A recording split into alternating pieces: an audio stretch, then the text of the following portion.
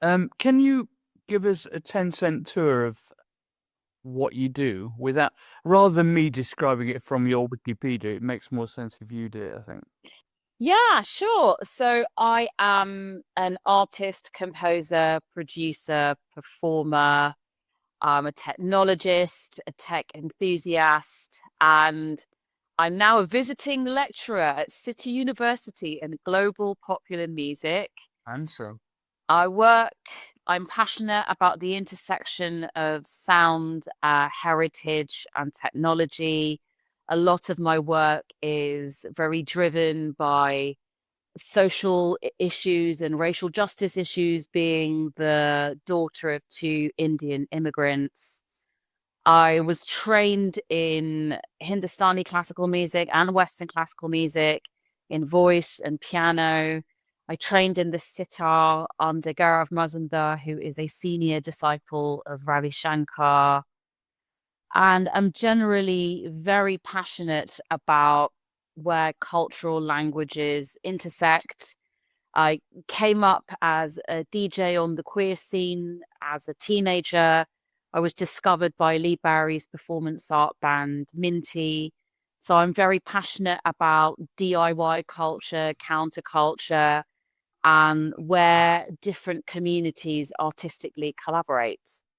wow, Good God, what a resume. I oh, want to pretty, be. Thank you. that's pretty good. Thank you. How did you meet Animatronic? So we met through a really incredible stylist called Johnny Blue Eyes, who used to have something called the House of Blue Eyes. And he was Lana Del Rey's stylist, I think, up until the Lust for Life album. So he really created Lana's visual identity, that incredible Born to Die video of her with the flower crown on the throne and Lana on Saturday Night Live. I mean, he created her style with her. And Johnny's absolutely brilliant, absolutely mad as a box of frogs, larger than life. We did this. I went to a fashion show and I saw her and Beth Ditto from The Gossip, and I thought, this is just so unfair. I just really want to be friends with these women. And then I ended up, he brought Anna to a gig of mine, and at that fashion show, it was very anarchic because Kate Moss was in the audience and she decided that she thought it was so chaotic and creative that she also wanted to walk down the catwalk and did. And it was stunning. She went backstage and said, "Oh, just find me something to wear." And they gave her a top hat. And then she just walked down the catwalk to a standing ovation. It was absolutely brilliant. But I think Johnny can create that magic. He finds underground people. And this is just as social media was beginning. So the concept of underground club kids still really existed. But Johnny can harness that. And he did a lot of work with Scissor Sisters. I think he did a lot of work on the video to Filthy Gorgeous, which was directed by John Cameron Mitchell. Apparently, that video was a 24-hour video shoot, and everybody was falling asleep apart from Johnny. He was just cheering to the end. Um, so that's how we met, and it's been an absolutely beautiful friendship. Oh, she's great. Yeah, yeah, we love. And hopefully you're going to be singing on a project that me and her are doing together soon. Yeah, I'm in. I'm in. Good. Yeah, Sorry, like 200% in. great. Now this Meredith Monk connection. Explain that. So I've been a fan of Meredith Monk since my teens. I went to visit some family in San Francisco and they took me to the City Lights bookshop, and I got this incredible book that really changed my life called Talking Music, which was a series of interviews edited and compiled by Professor William Duckworth. I think that's his name. And I learned about Meredith Monk and I just thought, well, she sounds really interesting. So I went to Amoeba Music and bought the Turtle Dreams record, and it really blew my mind. I have already been a chorister from primary school. I had a very camp, very flamboyant music teacher who taught me all about the Monteverdi Vespers, and we did lots of choral singing. And I really responded to it really well as a child. And it's just my natural curiosity. I don't think I'd ever heard anything like Turtle Dreams before. And I have a dear friend in New York who's actually I met through animatronic. He's a composer called Nick. Why am I blanking on his surname? He's like chosen family. Nick Hallett, that's it. And Nick Hallett very kindly gave a copy of my second album to Meredith Monk, and she loved it. I went to a performance that she performed at Le Poisson Rouge, which is on Bleecker Street. I played it. Did you? Yeah. How fabulous. What a fabulous place. Really, it's really special. So I went to a performance at Le Poisson Rouge and we met, and she was so lovely to me. She was very, very lovely. And this friendship grew, and I then went to one of her workshops in a monastery upstate in New York. And then I went to her loft space, which is where she's written most of her works. And it's amazing. She obviously loves turtles because there are turtles everywhere, but very much it's featured. I think Peter Greenaway made a documentary about Meredith Monk, and a lot of it is shot in the very warehouse space that I then went to do some more workshops with her, and it's great. We've done some improv work together. Yeah, she entrusted me to lead a couple of the workshop exercises, and then I got to improvise with her face to face, and I was really excited. And then all my mates started calling me the teacher's pet. Oh. Like lovingly teasing me. But it really is amazing. And she came and did the South Bank last year, and said some really kind things about me to people in the there was a Q&A, and said some really nice things about me. And she's ace. She's really, really ace. So it led you to exploring the extended techniques. Yes. And what does that mean exactly? Well, one of the many things that I loved about partaking in those workshops is that Meredith, it doesn't matter if you're a musician, it doesn't matter if you're trained. There was a lot of movement as well, and I'm quite sort of show busy in whatever my background and training was, but it was really about dropping all of that, dropping any training. And I especially like the way in which she encourages non-singers and non-musicians to join in. And I think I can't remember which of my voice teachers, but I remember some really progressive ones who would say to me, if you can speak, you can sing. And I really, really loved that attitude, because it broke away from all of that classical training, which is this, stiff but wonderful operatic way of doing things. But there are lots of abstract exercises and lots of exercises that combine movement, and lots of exercises where you're very often working with different folk songs, different noises, different emotions, expressions. And she encourages people who are non-musicians and non-performers to really get involved. And she's very spiritually centered. So I guess her preference is towards Buddhism, or let's just say Eastern religions.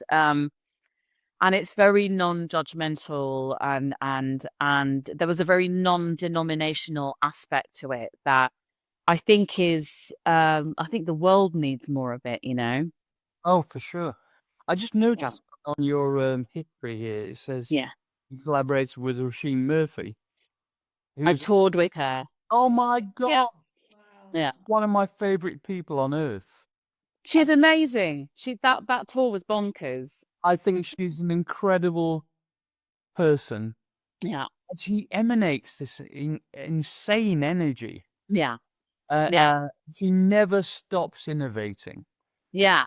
And Very true. but she has a very soft side to her as well. Yeah. Sometimes she can perform in a very, oh God, how can you describe it? It's like a butterfly kind of Yeah. Yeah. dense kind of electronic beats and stuff. I mean, Yeah. so anyway, what do you? I mean, you performed with big orchestra. How did that come about? Yeah, so for my first album, the London Symphony Orchestra emailed me and approached me to perform my first album. It was really exciting. It got covered by the Culture Show, and maybe it was the first time I was on Radio 4. I did midweek, I did all kinds of, Wow. it was really, really exciting. And we had some really interesting arrangers involved. I think now I'd be a lot more hands-on. I think I was in that period of time where I thought, oh, well, I can't possibly put my ideas forward, or maybe it was just the setup I was in back then. But that went really well, and it was covered by the Culture Show. And then, yeah, so I'm friends with a great person called Robert Ames, who's one of the co-founders of the London Contemporary Orchestra. I was on a panel discussing Philip Glass's Bowie symphonies. Right. So I almost worked with Philip on I think it was a project for his birthday. It was really random. He called me up and was like, "Hello, this is Philip Glass," and I thought it was someone pulling my leg. Anyway, he's lovely, and I ended up going into his house, and that was amazing. But because I have that connection, and I've also trained with one of Ravi's head disciples, I got asked to be. Oh, and I worked with Tony Visconti, so I had this connection to talking about Philip's. It was the premiere of the Lodger Symphony, and I've always loved the London Contemporary Orchestra's work. I think everything they do is fantastic. And I was on the panel with Robert Ames, who is one of the co-founders, and yeah, just started hanging out with them. They're really lovely. And then Robert conducts a lot of stuff for Johnny Greenwood, and Johnny Greenwood works a lot with Hindustani classical music. So I got asked to be a soloist on one of Johnny's pieces with the City of London Sinfonia. So that's where that relationship grew with them. And yeah, and then I've worked with this really fantastic string ensemble called Her Ensemble, which is the UK's first female and non-binary string ensemble. They're fantastic. Sometimes they play in LCO, sometimes they play in 12 ensemble. They perform on a lot of those big Hollywood scores at Abbey Road, but they're a really brilliant young gang. And yeah, just I think my mum's a very respected contemporary classical singer, so I grew up going to see a lot of shows, but not just going to see the shows. It was actually like the musicians were my mum's friends, so there was a really big community element. And this is obviously in the late 80s, early 90s, where there was no internet, so it was just really creaky phone lines, and phone lines that you'd have to shout.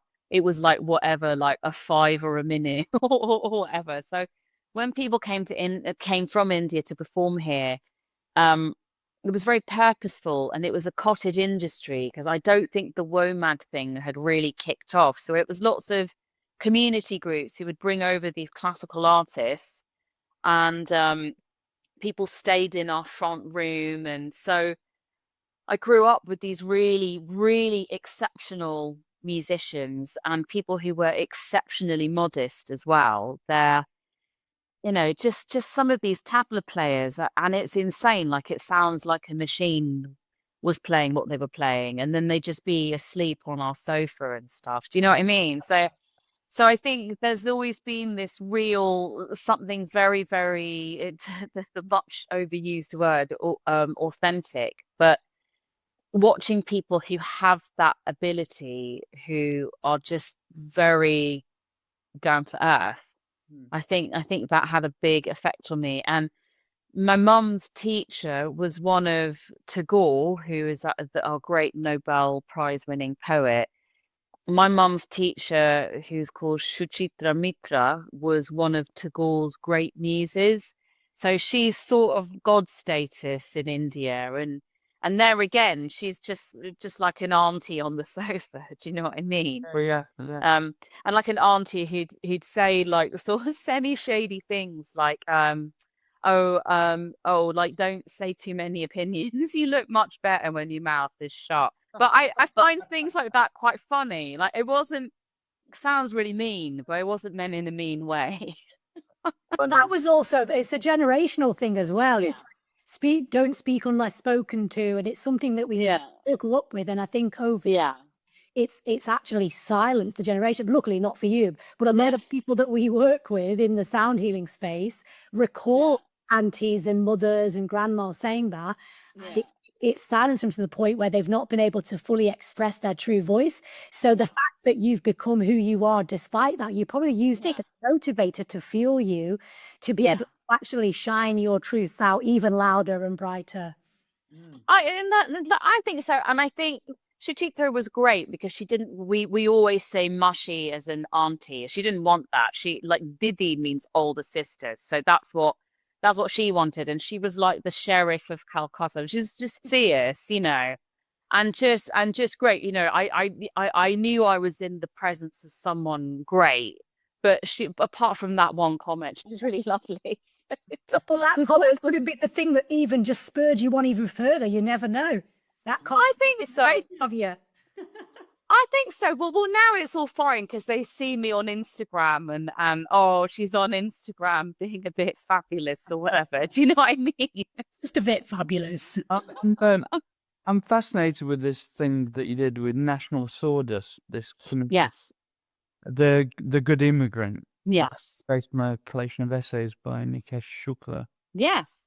and this idea of a song cycle composed of voice, looper, sitar, and electronics. Yeah. With the composer and sound artist Jeff Cook. Can you explain how that came about? Because that's quite that's quite an innovative idea. So so there again, so I have a long relationship with New York. My sister used to live there, obviously through Anna. I'm very close with a composer called Nico Mooley. I've done a lot of work with Sean Lennon, and I guess the Plastic Ono band is kind of over now because Yoko's, you know, just I guess she's like 90 now, so that's no longer a thing. But I spent a lot of time in New York and got to know a composer called Paola Prestini, who started this space, National Sawdust, which is really incredible. You should Google it. It's like a work of art in itself, and they do these artist residencies, and whenever I'm offered these residencies and things, I always use it as a jumping off board for the next album. So I was very affected by The Good Immigrant, the collection of essays edited by Nikesh Shukla, who's also a friend who I've just known through kind of weird Asian people. Do you know what I mean? Creative Asian people who are weird because there sort of weren't that many of us. And I, looking at text and poetry and reading and text always inspires ideas for albums and for pieces. So I wrote that there, and I think at that time, I really was thinking about it. It was inspired. Sean Lennon is very into jamming and he's very into improv. And I did an improv jamming session with Reggie Watts, who's like the master of like the looper of voice. He's so hilarious and wonderful. And I think I was a little bit too shy to sort of develop that friendship. And hopefully one day we'll reconnect. But I also did a lot of jamming with a guy called Andrew Wyatt, who's now Mark Ronson's right-hand man. In this amazing warehouse space in New York that John and Yoko used to live in before they moved to the Dakota. And it was the original Plastic Ono band rehearsal space.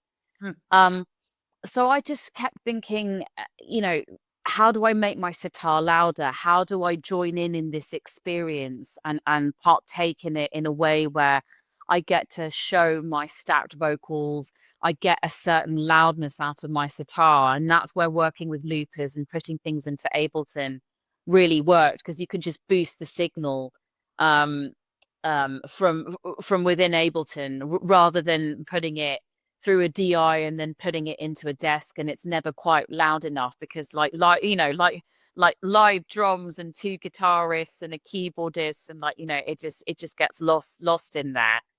So that music setup, which I still use, and I can use that with, or I use that with her ensemble, with the string orchestra. I use that with the City of London Symphonia. It's fiddly, but in the long run, it's much better in terms of balancing sound levels out. Well, it sounds fantastic. Have you had any experience with sound healing or kind of the kind of thing that we talk about to a lot of other people on this podcast? Yeah, well, I'd say learning Hindustani classical music and learning about the raga system, that in itself is a very healing enterprise. I know from studying it that different notes have different frequencies, and that it's used for healing and for meditation and for prayer. I also love gong baths. It's one of the primary ways that I de-stress, is I find a gong bath. It really, really works for me. You've got to do Cherub's sound massage thing. Oh my God, I love that.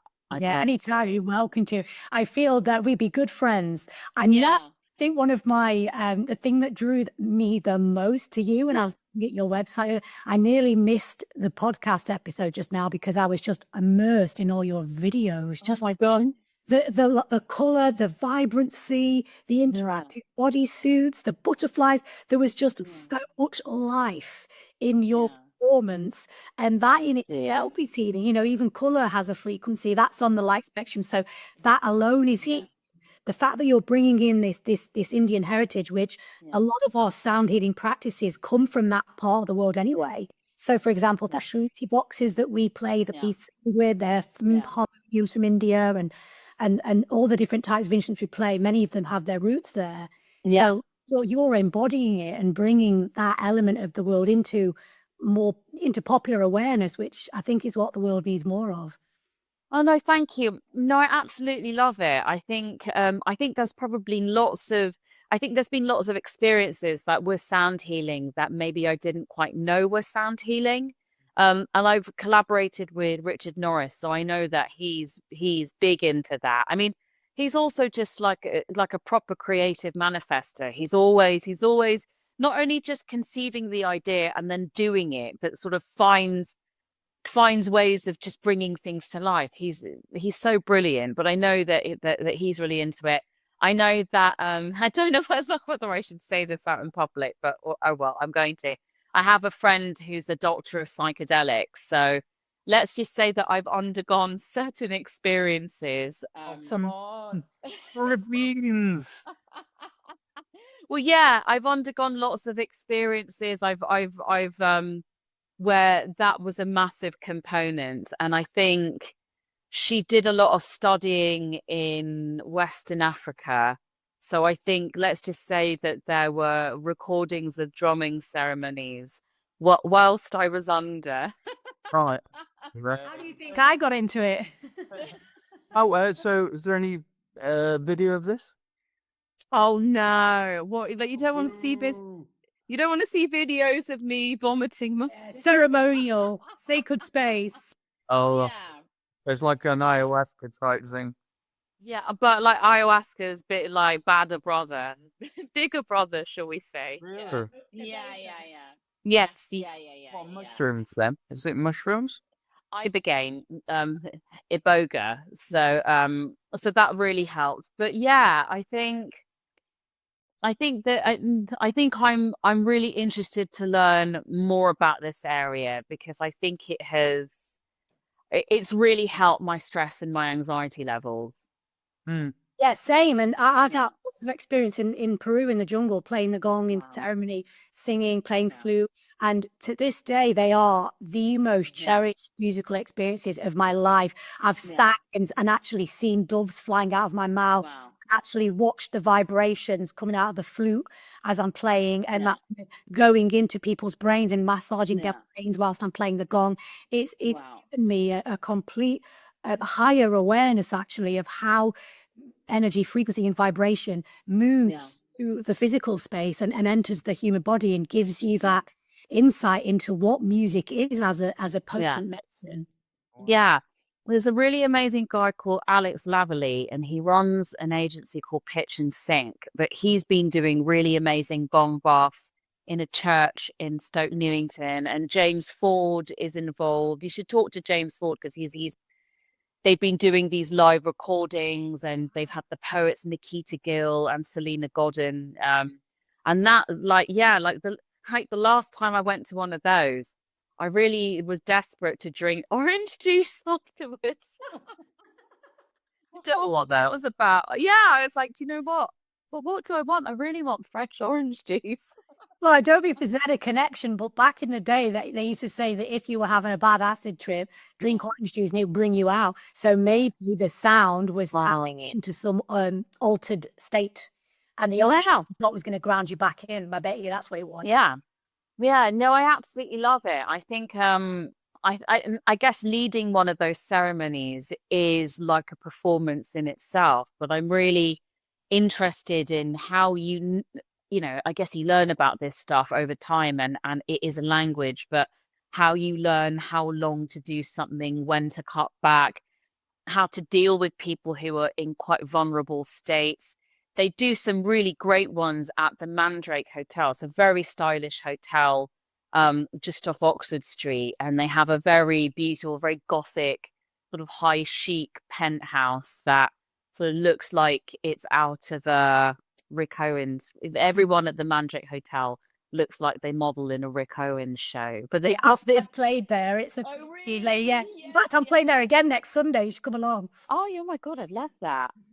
But it's absolutely fantastic. If you want to learn about this stuff, then Cherub and Tim are your, they're accredited, sound healers. Yeah. Oh, we should be learning from you. I think you are it. You just are it. You emanated it. When you're be understanding the mechanics of therapeutic sound, you're living it. Yeah, no, thank you. I think it's such a beautiful thing, and I guess I grew up going to Hindu religious ceremonies, so a lot of that chanting and incense and bells and ringing, and they're like, and just like all of that stuff that all of the women do together. It's very potent, and I've been to lots of pagan fires and things. Like, there isn't that much of a difference between a lot of the elements that I grew up with Hindu ceremonies and a lot of the solstice festivals and solstice fires and fire burnings and things that I've been to. I find it really beautiful, and I find it it's a really important way of bringing people together. I also through all of the Hindus, the like aunties at puja, they're very similar to the drag queens that I share dressing rooms with. Do you know what I mean? Similar levels of shadiness, and like similar levels of like glamour, and like everyone's like, oh, that person got fat, that person's got a shit car. Like, it's so like I see. It's funny how you see all of these parallels in your life. You're like, oh, this is why I like this. This is exactly the same. That's fascinating. What are you working on currently? I was just about to ask that. I want to know you live as well. Yeah. Okay, so I was just an artist in residence at the Pete Townsend studio at the University of West London. So I was learning a lot of his vintage synths and his analog synths. It's really amazing. They've got the synth that they used on Barbara O'Reilly. They have the ARP 2600 that he made the patch for Who Are You on there. But it's great. I really love, is it like the DX1? I mean, it's so 80s, but I loved it. So I'm using that as a basis to build, to write a choral record. So I'm working on that. And then I scored a VR immersive film, which was shortlisted at Cannes last year. So I'm working on the release of that for early next year. And I've just become this visiting lecturer at City University in global popular music. So there's a lot of research that I'm reaffiliating myself with. But I really love to flex my intellect in that way, because it really reminds you. I think you reminded me of this last week, Martin. It really reminds you of why you really love the music that you love and what draws you to something, and then you can impart that. But I think there's a lot of pitching going on as well. So it's quite. I think last week I had like 6 pitches on, and it's like, I think What's your role? Then I've got a question for you. Yeah. What's your attrition rate? I know what mine is. I'll tell you afterwards. I mean, but of the pitches that you do, how many manifest? I would say that, let's say, out of every 7, maybe 2 or 3. Yeah, mine is slightly less than that. I'd say one in 6, probably. Right. Yeah. Actually, I have a special attitude towards it, because otherwise you're very distant. I just think my attitude is nothing is ever wasted. Yeah. So the process that you go through to pitch, Yeah. I always try to recycle everything. Yeah. Ideas that I genuinely believe are good ideas, not just done to you bob on the side. Yeah. I always recycle, and they usually end up getting used in the end. So maybe it takes a while to season the wok, and then it's ready. And it's like my Irish granny Gretchen used to say, if it's for you, it'll not pass by you. So and it'll be this time around, but it'll come back again if it's meant to be. Yeah. I think so. And I think when you do pitches and when you're doing funding applications, you create an energy field by which things are around you. And then, I went to Brian Eno's place yesterday, and he was talking about the relationship with Led by Donkeys, and he just said, look, they've known each other for 5 years, and they came together for this Together for Palestine show last week. But he said something really amazing, as he often does, about slow relationships and how, you're around and then all of a sudden something comes up and things kind of slot into place. And I really believe in that. I do a lot of mentoring for young artists, and I do try and say to them, like, look, like, a lot of the people that I first met on a dance floor when I was 18, I'm still friends with now. And yes, they're doing amazing things at Dior, and they're doing amazing things at Maison Margiela. But at one point, we were all just hanging out in my front room eating chips at 4 a.m. Do you know what I mean? It's like that's where it starts, and you never forget those people, and they never forget you. That's quite profound, isn't it, really? And I think, I'm hoping that as time goes on, we can draw in a younger demographic to listen to this podcast, because I think a lot of the lessons that we're imparting are extremely relevant to young artists. Yeah. And I think so. What you said earlier as well really touched me, the influence that you've had from Meredith Monk, that it's okay to not feel like you are the ultimate performer, and there's this huge gap between performer and listener in the West, and people just don't feel that they can express themselves fully because they either don't feel talented enough or haven't had the opportunities.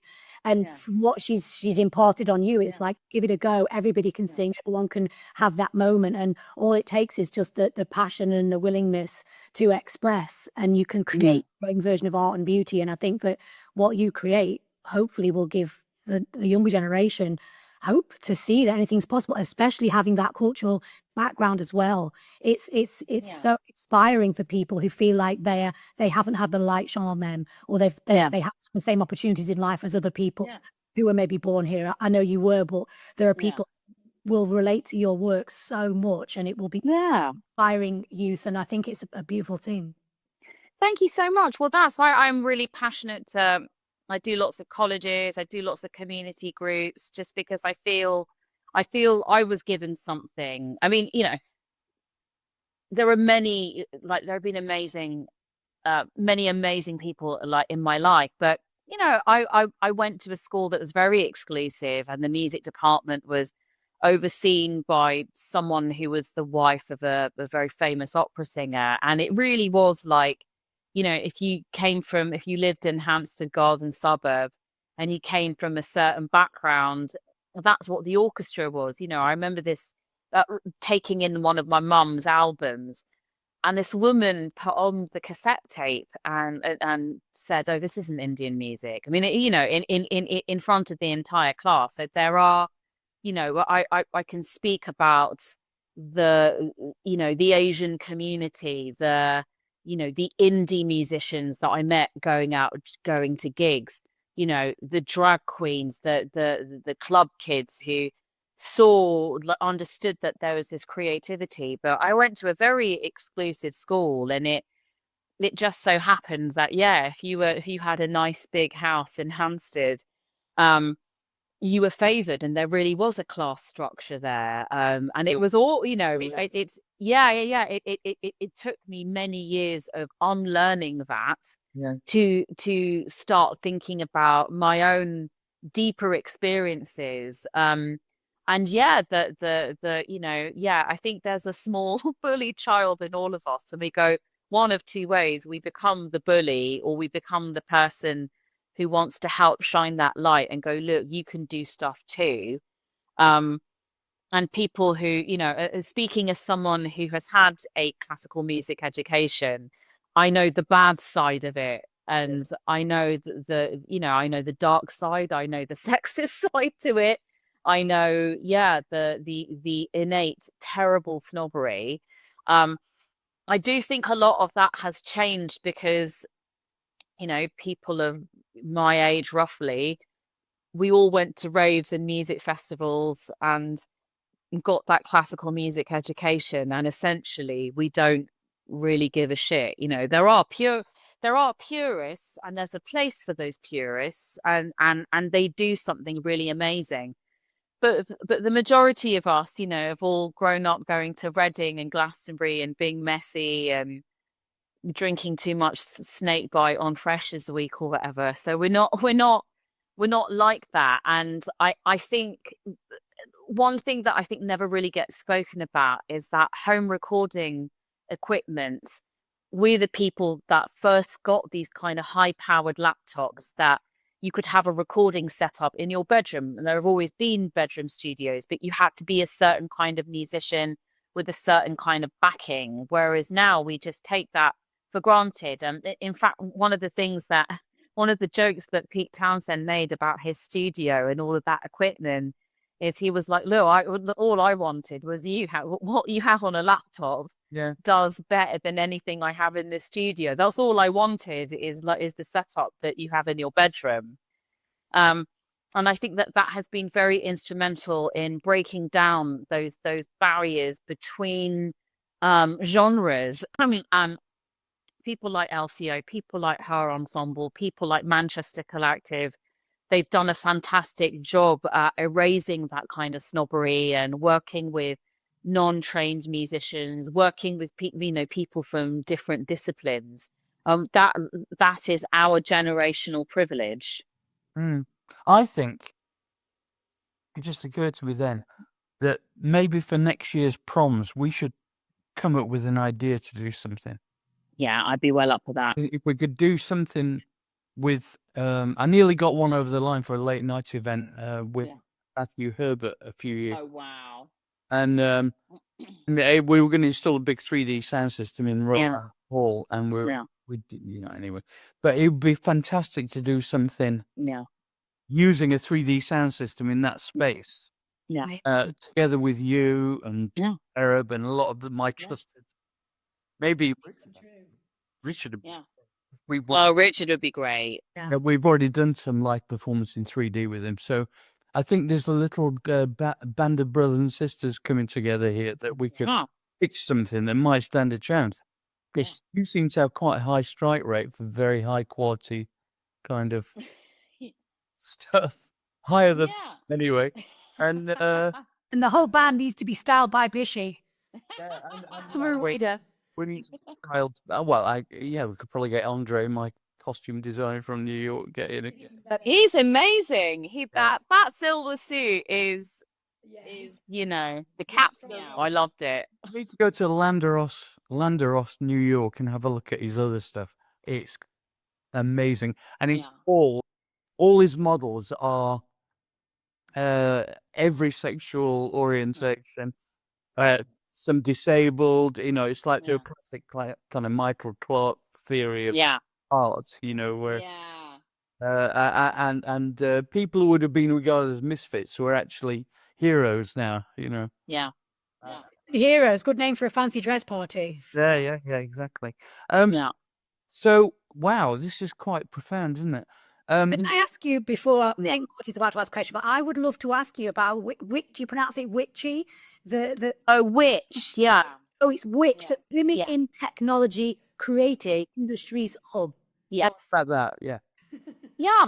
So I have had to give it a rest over the past few years because I've had some sort of other stuff going on. But it was something that I started after I did a big headline show at the Queen Elizabeth Hall in 2015. And started the next phase. And I realized that there were a lot of incredible musicians and coders and performers and artists who were using technology at the center of their practice, who were women, trans and female trans and non-binary. But it was very much a Boise club. And I think that now there are lots of different organizations catering to kind of different parts of artistry and funding and career building, and which really just happened at the start of that. So I had Imogen Heap and our dear friend Mira Calix, Gazelle Twin, Anna did a talk on robots for the first ever WITCiH salon. And then I hosted a digital festival over lockdown, and that was headlined by Laurie Anderson. And that was amazing because I went to the bottom of that research K-hole. And like that morning I was watching, she was doing those Norton lectures over COVID, and I watched the last one, its in entirety at 3 a.m. before I had to get up and interview her. And the whole conversation was like a dream. And, she's so beautiful. We didn't know. We were like, oh, did she get the Zoom link? Is she going to come? And then bang on 10 minutes before, just these piercing blue eyes with this very stylish sort of obviously designer shirt. And then just like a Lou Reed book. And it was very obviously some kind of a storage room. So it had that slight, almost scrappy feel, but just these piercing blue eyes. And she just says the best things. And I got some stories out of Laurie that I've never heard her say before. So I was right to be in the research K-hole. She talked about how she used to be John Cage's assistant. Wow. And she also talked about this installation that they did of Lou's guitars, and it was just the noise from his guitars, so that they filled up that really incredible place on Park Avenue. That will come to me, but yeah, it looks like a massive museum. MoMA, not MoMA, no. No.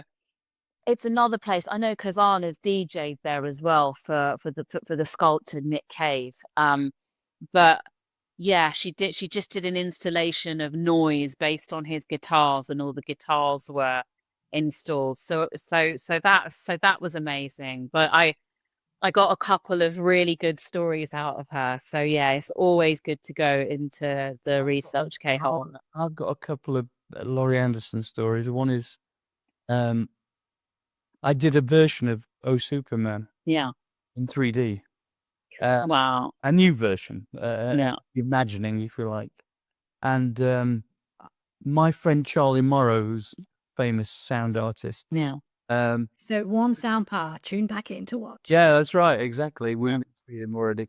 and he grew up with her. I mean, they were part of the same movement in the 60s and 70s, and very close friends.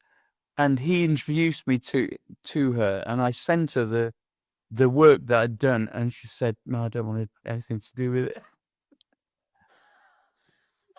Story you've ever told? Yeah. Well, no, I'm sure there's nothing pejorative about it. She might have just been in a bad mood that day. I have no idea. Yeah. And actually, it's her call. So anyway, Yeah. secondly, I went to Coney Island to see the Mermaid Parade, which is. Yes. Have you been? So no, but Anna once threw a solstice parade. No, she threw a solstice party in her house, and lots of people from the Mermaid Parade all came. Yeah, There's 8 Hours worth of floats and vintage cars. yeah, People on the theme of mermaids. So a lot of them were like yeah, Neptune or whatever. It's a big kind of drag event, really. yeah. But every year they have a king and queen. Yeah. And this year it was getting like 2.5 hours in. I'm flagging a bit. I'm going. Yeah. Oh, the king and queen of the Mermaid Parade, Laurie Anderson and Lou Reed, and How fabulous! They're on the back of this over-the-top Cadillac, dressed as the king and queen. I thought this has just got to be a moment. Yeah, it was fantastic. We'll How stick it fabulous. at the end then. Yeah, it was. Yeah, it was brilliant. What an event! Yeah. Anyway, sorry, it's nothing to do with this, but let's talk about. Yeah. Have you ever done anything around kind of rituals or ancient rituals or natural sound environments? Do you ever? Yeah. Have you ever done anything like that? No, or not. Shall we do it? Yeah. That's a better question. I mean, I'd be really up for it. I mean, I've been to lots of pagan-y solstice things, and I feel like it from my kind of Hindu upbringing to even like I find that there's a lot of ritualistic stuff that goes on in clubs. I feel like like doing a gig is very ceremonial and ritualistic. I do feel that rituals are actually all over my life, but maybe I just don't mark them quite in that way. Even doing my makeup every day, I see that as a massive ritual and a way of really like waking me up for the day. Yeah, I can dig that. Yeah. Maybe I should do that. I need to. It's a ceremony. I did consider tattooing on some eyebrows at one point. I thought that might be fine. Too late. Microblading, you know. Yeah. Yeah, anyway, it's too late now. They've all gone. It's not about me. Synesthesia. Let's talk about that. You've done various multimedia presentations, haven't you? Yeah. Tell us about your view on the relationship between your music and whatever the visual accompaniment is. Yeah, well, when I was in primary school, as my very camp music teacher, he would put on classical music and we'd have to write a story or do a dance, or there was always something we had to respond to it with something else. So it could be some kind of movement, some kind of story. And I think very often these classical pieces were narrated like a story was almost narrated over the top. So I think like that's where I would see images in my mind. And we weren't brought up with Bollywood. We were brought up with a lot of art house cinema. A guy called Satyajit Ray, who Wes Anderson references a lot, and Wes Anderson has actually restored a lot of Satyajit Ray films. So we grew up with a lot of that. No, we did grow up with some Bollywood, with that film Disco Dancer, which everyone loves. Oh yeah. Which is their version of Saturday Night Fever. I screw. Oh my God. So yeah. And I think also my parents recorded a lot of the Muppet Show for us. So the somewhere between sort of classical music, the Muppets, Bollywood, and very serious art house movies where people would stare into the sky for like 2 minutes and that's the scene, you know? Right. So I think somewhere in between all of that, I just see images in my head. I actually have a friend who used to, I think he directed some of Portishead's early videos, but he said that he gets the same thing, and he's not a musician, so there must be some sort of scientific phenomenon. I've spoken to people who that doesn't happen to. I thought that was normal. Well, I think I've got a theory, which is Yeah. all life I've grown up thinking that everybody's creative, or they have a creative instinct. Yeah. And then you go through the phase of going, well, all it needs is teasing out and Yeah. encouraging for everybody to, and it's not the case. I didn't feel that because I believe that. I believe everybody's creative. Yeah, I disagree with you. And I'll tell you why I've come to that conclusion. I've done demos for of our 3D sound system, probably hundreds, right? Yeah. Personal demos, so I'm speaking one-on-one like I did with you, Bishi, and the creative possibilities. And some people, no matter how much you explain it or how much you show them, it literally is like water off a duck's back. It doesn't absorb at all. And I think it's just how I mean, it sounds a bit pejorative, but I'm not criticizing them. I'm just saying some human minds are just not set up to. Not a matter of what I'm saying is it's not a matter of openness in my. It's a matter of some people don't have the wherewithal or the interest. The creative capacity. Creative. It's not. It's about understanding creativity and manifests in our neuroplastic brains. And to someone who's like a non-musician, how would you describe immersive audio? It's how your body, it's how your entire body listens to a piece of music rather than your ears. Or it replicates on a very profound amygdala level, ancient brain level, as it triggers a sense of reality. Right, as opposed to stereo, which is performative of a proscenium march performance, and you're the audience. As soon as you got things coming from all around you, I mean, of course, when you're in somewhere like, for instance, the Royal Albert Hall, so you've got an acoustic, and like all those things do, the 3D-ness of it depends on the reflections from all the walls and the room and the ceiling and everything. But I'm talking about being immersed in something like you're in a forest. So everything is kicking off around you at equal levels and equal importance behind you, around you, in front of you, above you, below you. That's the difference, and that's what makes it sound real. And that's why it's much more emotionally engaging, because that sense of reality engages your emotions in a deeper way, in my opinion. Prom. I think so. Right? The prom. The prom. I think so. Yeah. I think we should do it. And I think it's a matter of, since that disappointment with Matthew Herbert, where he was actually curating the late night events and he nixed it in the end. We had a great lineup of people doing it, and then, oh well, never mind. Eddie put me off for a few years, but I think the time is right now. The time is let's take out the team. Yeah, I mean, immersive experiences as a whole are becoming so mainstream now. People are ready for it. Ready for it. Yeah. We're gonna have to finish this, I'm afraid, because I've got to go. That's the end of that then. Oh no. Oh no. Coming? Okay. No, I let's cut. We've been an hour.